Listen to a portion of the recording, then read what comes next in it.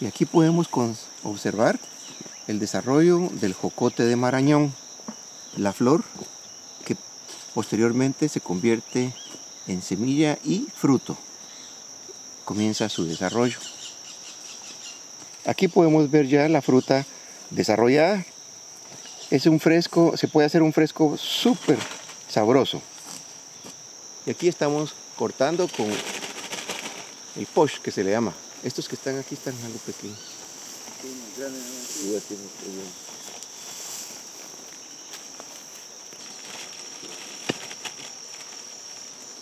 Aquí está un pequeño ejemplar de jocote de Marañón. Ya está listo para poderse comer. O congelarlo y hacer fresco.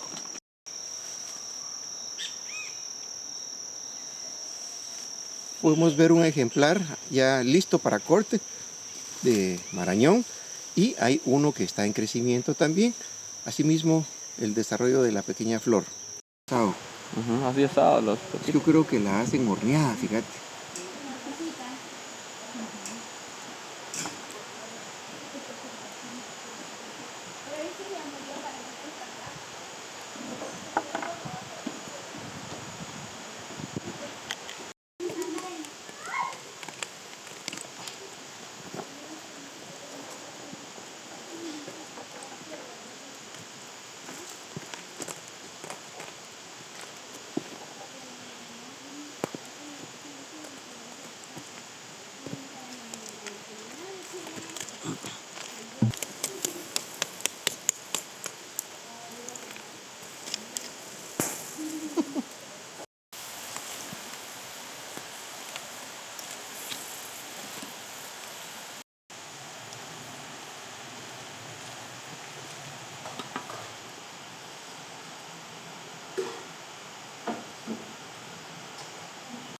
Sale, fíjate vos. Sí, va. Y deshidratada.